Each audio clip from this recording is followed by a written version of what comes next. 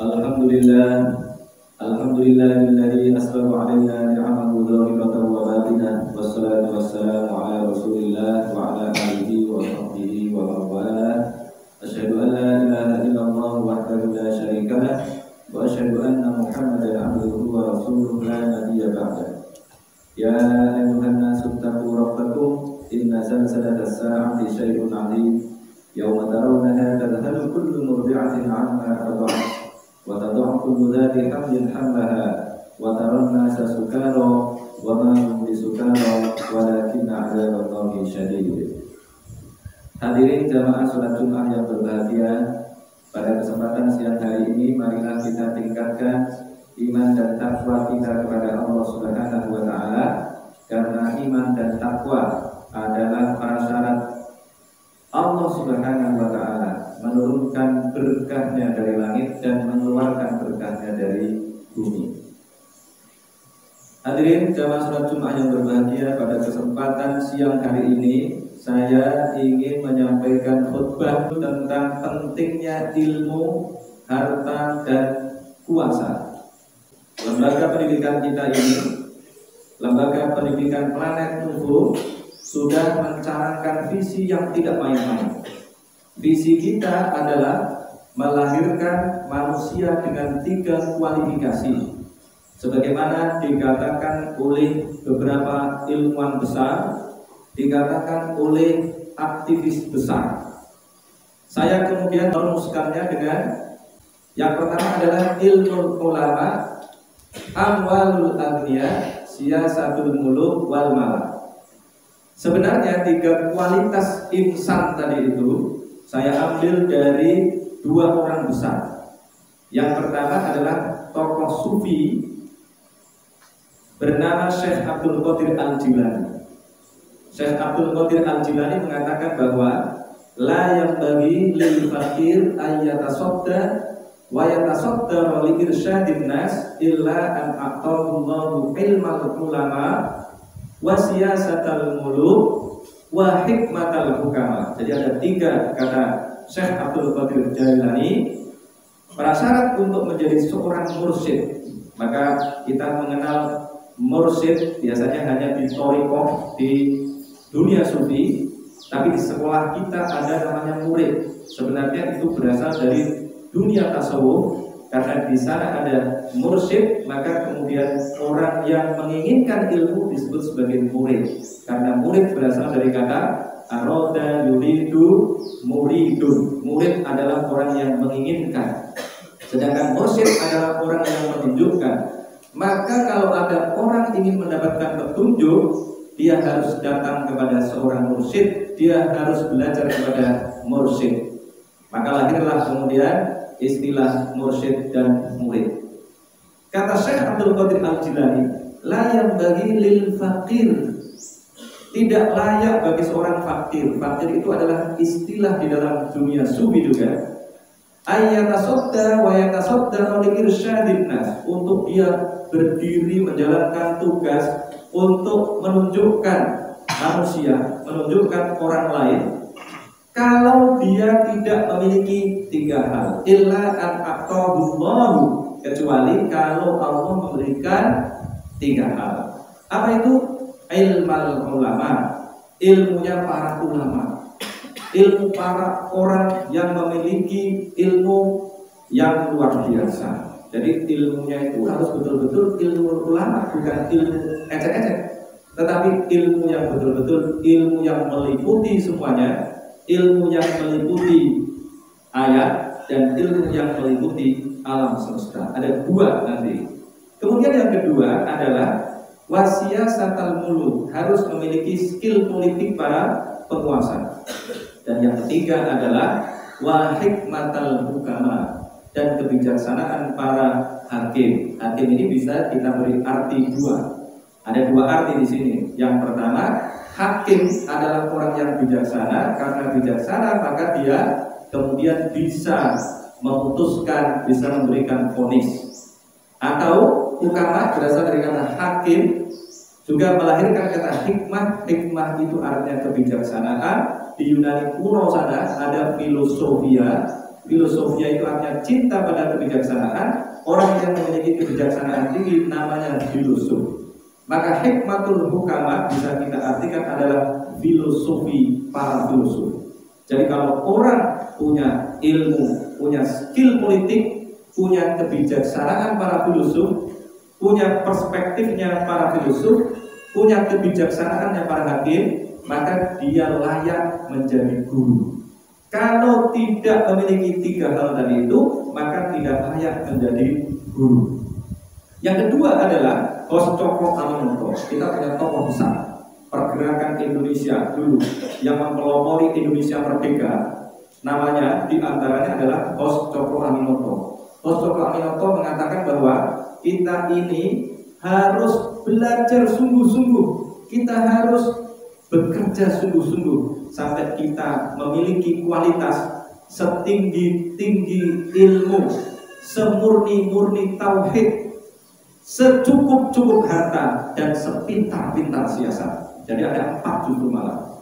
Bisa dibalik juga, semurni-murni tauhid, setinggi-tinggi ilmu, secukup-cukup harta, dan sepintar-pintar siasat. Kalau kita kumpulkan pendapat 2 orang ini, maka kemudian jadilah visi planet UFO. Jadilah visi yang kemudian saya balik. Kalau Syekh Abdul Qadir Al-Jilani tadi mengatakan ilmal ulama siyasatul muluk, ujungnya tidak berbentuk rima hamzah di belakangnya, maka kemudian saya ganti ilmal ulama, kemudian amwalal agniya, kemudian siyasatul muluk wal malak. Jadi kita bisa mengucapkan dengan ilmul ulama, amwalul agniya, dan siyasatul muluk wal malak. Jadi orang-orang yang ada di sini adalah orang-orang yang mempersiapkan diri, dipersiapkan untuk menjadi orang dengan 3 kualitas yang tidak main-main. Yang pertama adalah ilmu ulama, memiliki kapasitas keilmuan para ulama. Kemudian yang kedua, harus menjadi orang yang secukup-cukup harta, maka menjadi amwalul agniya, harus punya harta kekayaan para orang kaya. Dan yang ketiga adalah siyasatul muluk wal malak. Kalau tadi Syekh Abdul Qadir Al-Jilani hanya mengatakan siyasatul muluk, saya tambahi al malak, karena di dalam Al-Quran ada beberapa kali diulang kata al malak yang bisa kita artikan dengan para elit politik. Jadi kita harus memiliki skill politik para elit politik. Bagaimana caranya untuk bisa menjadi orang yang memiliki kualifikasi sebagai ilmu ulama tadi itu, atau ilmu ulama? Menjadi ulama itu bagaimana? Agar kita memiliki ilmu yang tinggi. Caranya harus belajar. Tidak hanya belajar Al-Quran, tapi juga alam semesta. Tidak hanya belajar alam, tapi juga belajar Al-Quran. Karena dua-duanya sesungguhnya adalah tanda-tanda dari Allah Subhanahu wa Ta'ala. Maka Al-Quran, ayat-ayatnya, ya, kalimat-kalimat di dalamnya itu disebut sebagai ayat, karena itu adalah tanda dari Allah Subhanahu wa Ta'ala. Firman-Nya itu adalah tanda dari Allah Subhanahu wa Ta'ala. Kemudian universe, nih, alam semesta ini disebut dengan alam karena itu adalah serapan dari bahasa Arab, juga karena dia adalah tanda. Alam itu artinya tanda, kemudian diserap ke dalam bahasa Indonesia menjadi alamat. Alamat rumah itu dulu maksudnya adalah tanda bagi rumah itu. Kalau ada orang bertanya, rumahmu ada di mana? Alamat rumahmu itu yang bagaimana? Oh, di depannya ada pohon kasemnya, di depannya ada kolam renangnya misalnya. Itu adalah tanda. Maka seorang muslim, ini para murid di planet UFO, santri murid di planet UFO punya 2 tugas. Kalau orang-orang sekuler hanya punya 1 tugas, belajar alam semesta, tetapi santri murid di planet UFO memiliki 2 tugas. Tugasnya adalah mengkonvergensikan antara ayat dengan alam, antara ayat qauliyah, firman, dengan ayat kauniyah, alam semesta. Kemudian alam semesta dibagi menjadi 2. Alam semesta disebut dengan makrokosmos, tetapi ada kita sendiri yang disebut dengan mikrokosmos. Itu ada alam besar, Nah, kita ini alam kecil. Yang ada dalam diri kita ini adalah tanda-tanda juga dari Allah Subhanahu wa Ta'ala. Nah, bagaimana caranya agar kita bisa memahami ayat-ayat dari Allah Subhanahu wa Ta'ala? Panduan Al-Quran adalah kita harus mengikuti firman Allah. Karena pada dasarnya kita ini tidak tahu. Kemudian Allah memberikan panduan di dalam surat An-Najm, "Ma lahum bihi min ilm, iyattabi'una illa dhanna wa inna dhanna la yughni minal haqqi syai'a." Mereka itu tidak punya ilmu. Ma lahum bihi min ilm. Kalau tadi itu ada bahasa Yunani filosof, tadi itu ilm itu bahasa Yunaninya sekarang ini yang lebih terkenal adalah logos. Padahal arti sesungguhnya logos adalah firman. Jadi orang Yunani kuno sudah memiliki paradigma bahwa yang disebut dengan ilmu adalah firman Allah. Jadi firman Allah itu adalah ilmu, adalah pengetahuan. Tanpa firman Allah yang kita ikuti hanyalah dugaan-dugaan. Iyattabi'una illa dhanna wa inna dhanna la yughni minal haqqi syai'a. Padahal sesungguhnya yang namanya dugaan-dugaan itu tidak memberikan efek, tidak memberikan manfaat kepada kebenaran. Jadi cuma dugaan, nggak punya implikasi pada kebenaran. Jadi kalau kita hanya menduga-duga, tidak ada manfaatnya bagi kebenaran. Lalu apa yang kita lakukan? Tadi saya katakan bahwa kita harus melakukan upaya mengkonvergensikan antara ayat dengan alam. Itu yang harus kita lakukan. Nah, kemudian yang kedua adalah amwalul agniya. Kita ini harus jadi orang kaya. Jangan sampai kita ini jadi orang miskin. Kenapa kita tidak boleh jadi orang miskin? Karena di dalam Al-Quran tidak ada perkataan langsung Allah Subhanahu wa Ta'ala kepada orang miskin, itu nggak ada. Di dalam Al-Quran orang miskin mendapatkan santunan. Yang diperintahkan untuk menyantuni adalah orang kaya. Di dalam Al-Quran misalnya perkataan Allah kepada orang kaya mana? Wajahidu bi amwalikum wa anfusikum. Berjihadlah kalian dengan harta kalian dan jiwa kalian. Berarti yang dikhitab oleh Allah Subhanahu wa Ta'ala, Allah berbicara kepada orang kaya, bukan kepada orang miskin. Wajahidu bi amwalikum wa anfusikum. Kemudian ada hadis Nabi, ada sebuah kisah. Kisahnya adalah orang-orang miskin datang kepada Nabi Muhammad SAW. Orang-orang miskin mengatakan, "Ya Rasulullah, orang-orang kaya kita, sahabat-sahabat kita yang kaya, bisa melakukan sesuatu yang kami lakukan, tapi kami tidak bisa melakukan yang mereka lakukan. Kami sholat, mereka sholat. Kami puasa, mereka puasa. Kami bertahajud, mereka juga tahajud. Tapi mereka berjihad dengan harta mereka, mereka berinfak, bersedekah, zakat. Kami nggak bisa melakukannya ya Rasulullah." Kemudian Nabi Muhammad memberikan amalan kepada mereka untuk dilakukan, memberikan bacaan kepada mereka, dan kemudian mereka baca. Tapi ternyata orang-orang kaya mengetahui bacaan yang luar biasa itu yang diberikan pada orang miskin-miskin tadi itu, dan mereka melakukannya. Maka mereka kemudian datang lagi kepada Rasulullah. "Ya Rasulullah, teman-teman kami yang kaya juga melakukan hal yang sama. Jadi sekarang mereka juga memiliki keutamaan seperti yang kami lakukan." Maka kemudian Rasulullah hanya mengatakan, itu adalah karunia Allah kepada mereka. Yang mau bagaimana lagi? Itu artinya Muslim yang kaya dengan Muslim yang miskin sama-sama baiknya. Mana yang lebih mulia? Yang lebih mulia adalah orang yang kaya, orang yang dengan kekayaan itu kemudian berjuang di jalan Allah Subhanahu wa Ta'ala. Maka Rasul juga mengatakan bahwa tidak ada sesuatu yang boleh membuat iri kecuali dua hal. Yang pertama adalah orang yang hafal Al-Quran, orang yang bisa membaca Al-Quran, dan dengan kemampuannya itu dia membaca Al-Quran siang dan malam. Kemudian yang kedua adalah orang yang memiliki harta kekayaan yang banyak, dan dia menghabiskan harta kekayaannya itu siang dan malam untuk berinfak, bersedekah, berjihad fisabilillah. Nah, kemudian mana yang lebih dulu? Kita berilmu dulu atau berharta dulu? Kalau tadi saya sebutkan tadi itu ilmu ulama dulu, baru amwalul agniya. Tapi sesungguhnya dua-duanya bisa dilakukan secara bersamaan. Kalau kita tadi mendefinisikan ilm adalah firman, Rasulullah telah mendahuluinya dengan menjadi kaya. Rasulullah kaya dulu, kemudian berilmu karena mendapatkan wahyu, dan ilmunya kemudian disampaikan kepada umatnya.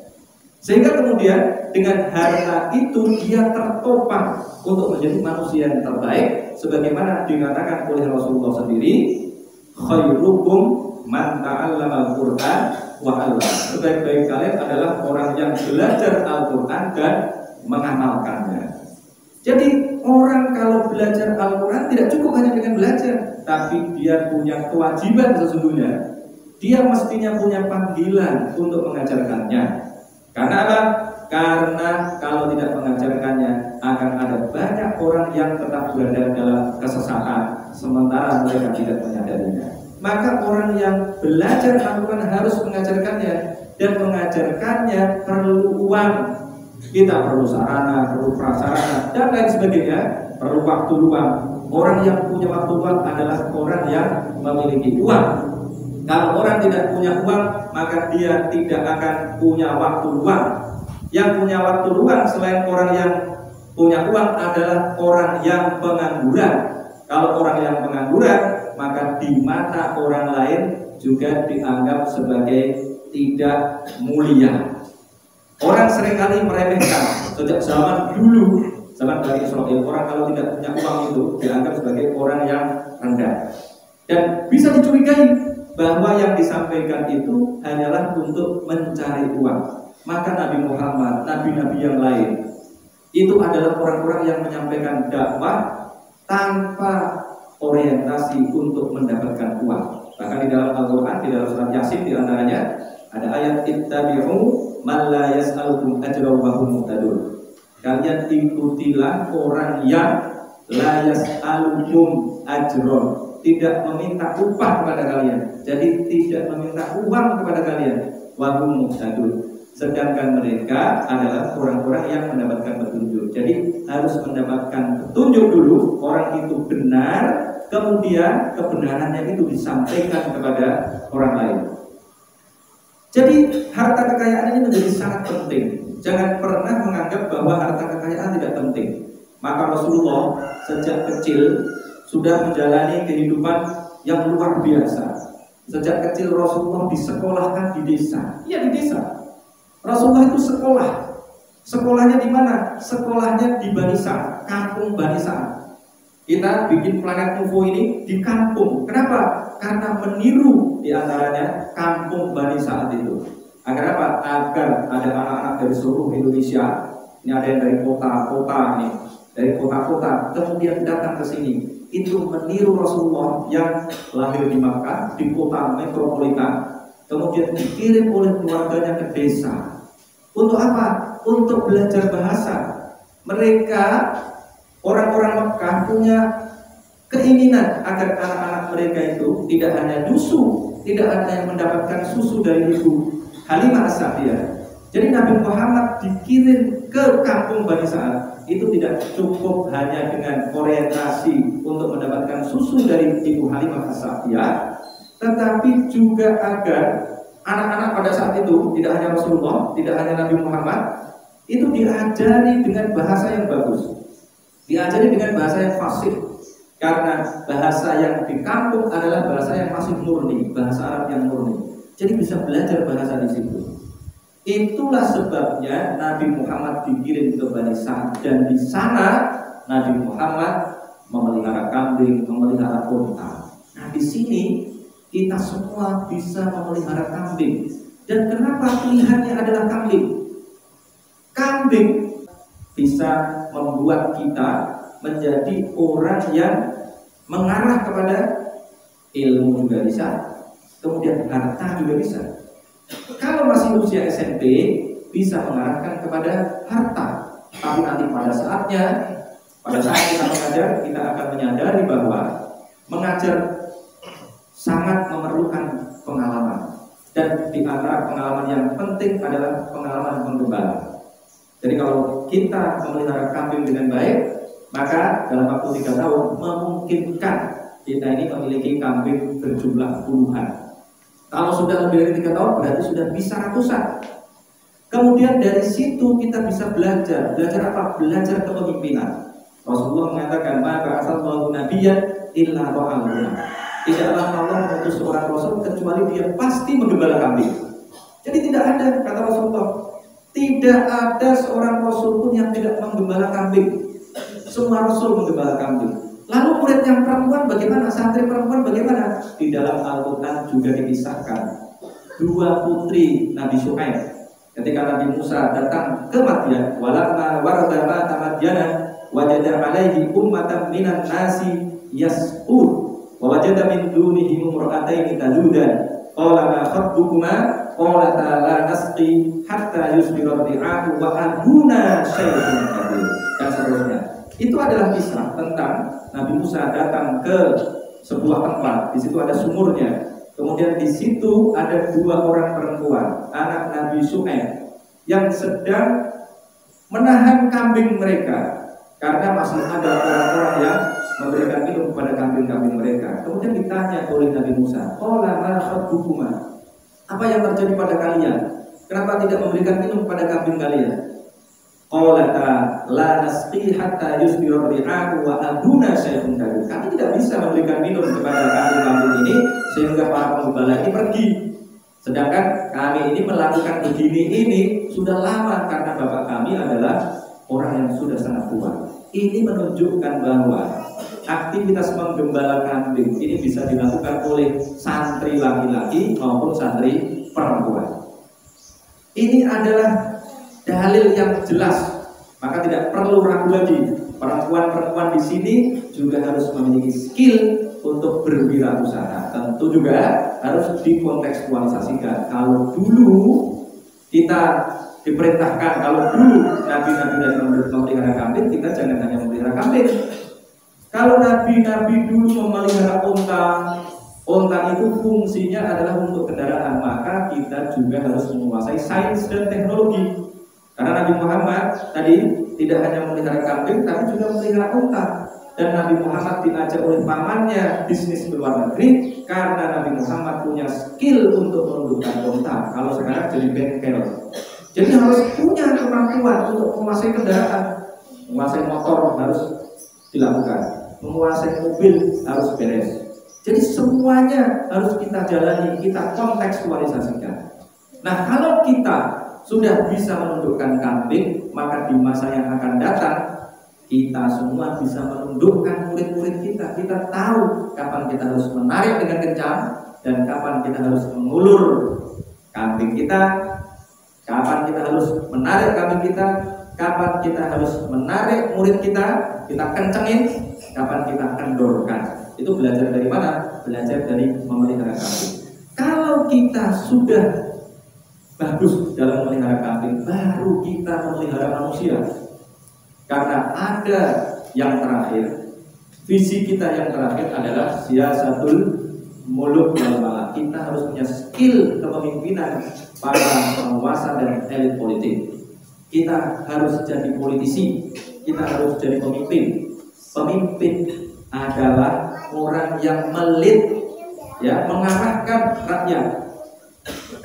Di dalam hadis dikatakan kullukum ra'in wa kullukum mas'ulun an ra'iyati. Setiap kalian adalah pemimpin. Yang digunakan adalah kata ra'in. Ra'in berasal dari kata ro'a. Ro'a artinya menggembala. Ra'iyah itu artinya gembalaan.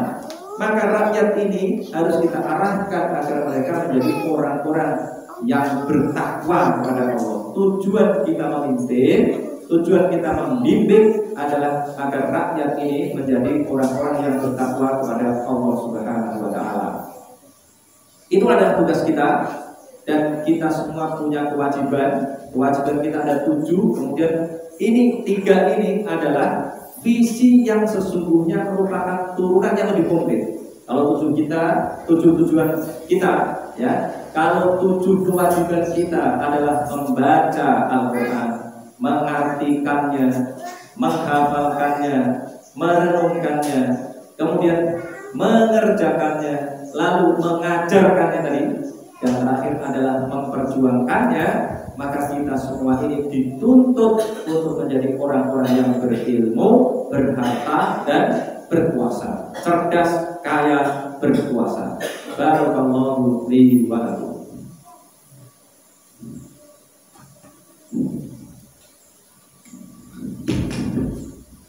Allahumma sholli ala Muhammad alaihi salam. Alhamdulillahilladzi asbawa alaina ni'amahu dhahiratan wa batinah. Wassalatu wassalamu ala Rasulillah wa ala alihi wa sahbihi wa mawala. Asyhadu an la ilaha illallah wahdahu la syarikalah wa asyhadu anna Muhammadan abduhu wa rasuluhu la nabiyya ba'dah. Ya ayyuhan nasu taqu rabbakum inna zalzalatas sa'ati syai'un 'adzim yawma tarawnaha tadhhalu kullu murdi'atin 'amma arda'at wa tad'u kullu dhati hamlin hamlaha wa taran nasa sukara wa ma hum bisukara walakinna 'adzaballahi syadid. Hadirin jamaah salat Jumat yang berbahagia, marilah kita betul-betul amalkan 7 kewajiban kita itu dan kemudian kita realisasikan dengan 3 kualitas yang harus kita miliki. 7 kewajiban: membaca, mengartikan, menghafalkan, merenungkan, mengerjakan, mengajarkan, dan memperjuangkan Al-Quran.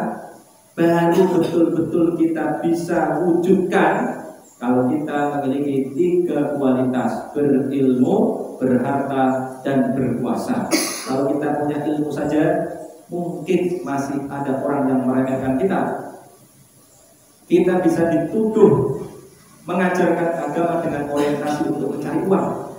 Tapi kalau kita berilmu, mengajarkan ilmu kita, tapi kita punya uang yang cukup, punya uang yang banyak, maka tidak ada orang yang mengira bahwa kita ini sedang menjual agama. Kemudian dengan berkuasa kita bisa memperjuangkan Islam, bisa memperjuangkan agama kita ini secara lebih luas lagi. Kalau dengan ilmu dan harta kita bisa menyebarkan Islam, bisa memperjuangkan Islam, tapi skalanya terbatas. Skalanya hanya di dalam kelas mungkin. Tetapi kalau kita punya kekuasaan, maka perjuangan kita untuk mentransformasikan ajaran-ajaran Islam tidak hanya terbatas di kelas, tidak hanya terbatas di halaman pengajian massal, tetapi kita bisa mentransformasikan ajaran-ajaran Islam ini ke dalam produk kebijakan politik kenegaraan. Marilah kita berdoa, semoga Allah Subhanahu wa Ta'ala memberikan kekuatan kepada kita semua, memberikan berkahnya kepada kita semua, sehingga kita bisa menjalankan apa yang kita cita-citakan. Bismillahirrahmanirrahim. Alhamdulillahirabbil alamin. Hamdan yuwaffi ni'amahu wa yukafi masidah. Ya Rabbana lakal hamdu wa lakas syukru kama yanbaghi li jalali wajhikal karim wa 'azimi sultanik. Rabbana zalamna anfusana wa illam taghfir lana wa tarhamna lanakunanna minal khasirin. Allahumma ighfir lil muslimin wal muslimat wal mu'minin wal mu'minat al-ahya'i minhum wal amwat innaka sami'un qaribun mujibud da'wat wa qadiyal hajat. Rabbana arinal haqqa haqqan warzuqna ittiba'ah wa arinal batila batilan warzuqna ijtinabah. Rabbana atina fid dunya hasanah wa fil akhirati hasanah wa qina adzabannar walhamdulillahi rabbil alamin. Ibadallah, innallaha ya'muru bil 'adli wal ihsan wa ita'i dzil qurba wa yanha 'anil fahsya'i wal munkari wal baghi ya'idukum la'allakum tadhakkarun. Fadhkurullaha al-'azim yadhkurkum was'aluhu min fadlihi yu'tikum wa la dzikrullahi akbar. Wassalamu alaikum warahmatullahi wabarakatuh.